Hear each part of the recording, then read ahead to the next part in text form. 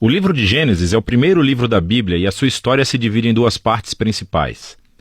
Os capítulos de 1 a 11 contam a história de Deus e do mundo inteiro. Depois temos os capítulos de 12 a 50 que realça a história entre Deus e apenas um homem, Abraão, e a sua família. Essas duas partes estão conectadas por uma história que começa no capítulo 12. Esse esboço nos dá uma ideia de como entender a mensagem do livro como um todo e como ela apresenta a história da Bíblia inteira. O livro começa com Deus tomando a desordem e a escuridão descritas na segunda frase da Bíblia. E disso Deus traz a ordem, a beleza e a bondade. Ele cria um mundo onde a vida pode florescer. Deus faz essas criaturas chamadas humanos, ou Adam em hebraico.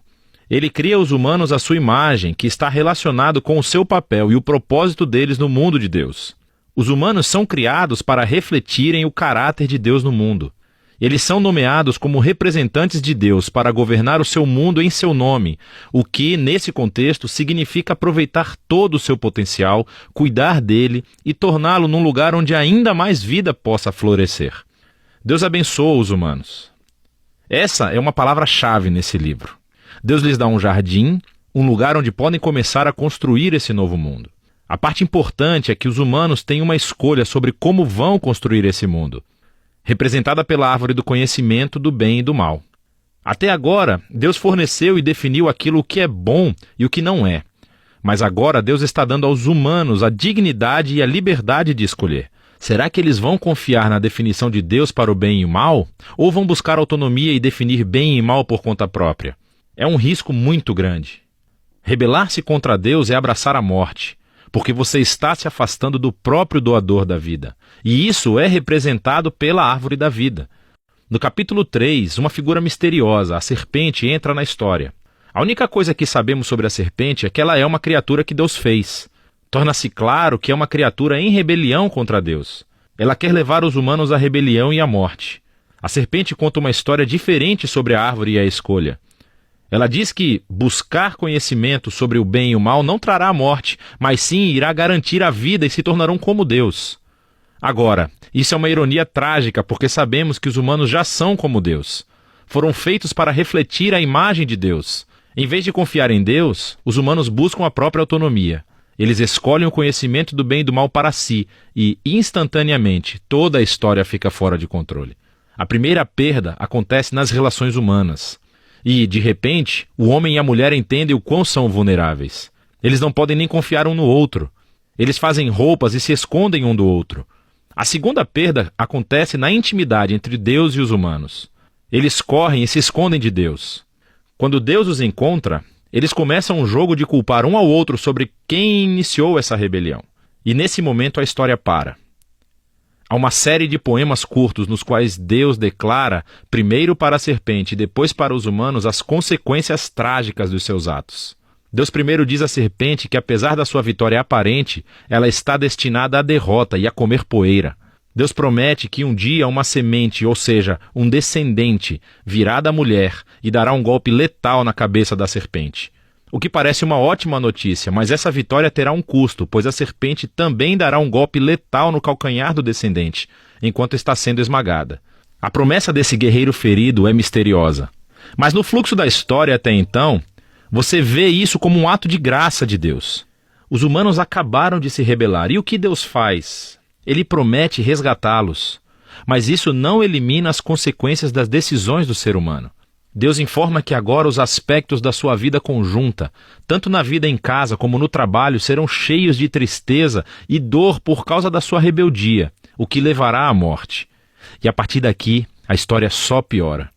Os capítulos 3 a 11 traçam o efeito crescente da rebelião e das relações humanas fraturadas em todos os níveis. Há uma história sobre dois irmãos, Caim e Abel. Caim tem tanta inveja do seu irmão que quer matá-lo. Deus adverte Caim que não caia na tentação, mas ele faz isso de qualquer maneira. Ele mata o seu irmão no campo. Caim então constrói uma cidade onde reinam a violência e a opressão. Tudo isso culmina na história de Lameque. Ele é o primeiro homem da Bíblia a ter mais de uma esposa. Ele as acumula como sua propriedade.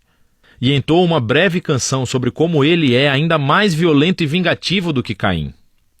Depois disso, temos uma história estranha sobre os filhos de Deus, que poderia se referir a seres angelicais do mal ou aos antigos reis que alegavam descender dos deuses. Como Lameque, eles adquiriram tantas esposas quanto quiseram e geraram os Nefilim, grandes guerreiros dos tempos antigos. Qualquer que seja a interpretação correta, o ponto principal é que os humanos estão construindo reinos que enchem o mundo de Deus com violência e ainda mais corrupção. Em resposta a essa corrupção, sabemos que Deus está profundamente triste. A humanidade está destruindo o seu belo mundo e se destruindo uns aos outros. Então, num ato ímpeto de proteção da bondade que existe no seu mundo, Deus limpa a maldade humana com um grande dilúvio. Mas existe um humano inocente a quem ele protege, Noé, e toda a sua família. Ele nomeia Noé como um novo Adão. Ele repete a bênção divina e envia Noé pelo mundo afora. Mais uma vez, temos grandes expectativas, mas Noé falha, também num jardim. Ele vai e planta uma vinha e fica bêbado até perder os sentidos. Então, um de seus filhos, Cam, faz algo vergonhoso ao seu pai na tenda. Aqui temos o nosso novo Adão, nu e envergonhado, justamente como o primeiro. E novamente tudo piora. O que leva à fundação da cidade da Babilônia. As pessoas da antiga Mesopotâmia se reúnem em torno de uma nova tecnologia, o tijolo. Elas podem construir cidades e torres mais altas, bem mais rápido do que qualquer outro povo. Eles querem construir um novo tipo de torre que chegue até os deuses para tornar os seus nomes famosos. É uma imagem da rebelião e arrogância humana. É a rebelião do jardim, dessa vez amplificada. Deus humilha o seu orgulho e os dispersa. Essas são histórias diversas, mas você pode ver que todas exploram o mesmo princípio básico. Deus continua dando aos humanos a chance de fazer a coisa certa com o seu mundo, e os humanos continuam a destruí-lo. Essas histórias afirmam que nós vivemos num mundo bom, que tornamos mal, e escolhemos definir o bem e o mal por conta própria. Todos nós contribuímos para esse mundo de relacionamentos rompidos, levado ao conflito e à violência e, finalmente, à morte. Mas há esperança. Deus prometeu que um dia um descendente viria, o guerreiro ferido, que derrotará a raiz do mal. Apesar da maldade humana, Deus está decidido a abençoar e a salvar o seu povo. Então a grande questão é, claro, o que Deus vai fazer? E a próxima história é o elo onde encontramos a resposta. Mas por enquanto, é disso que tratam os capítulos de 1 a 11 do livro de Gênesis.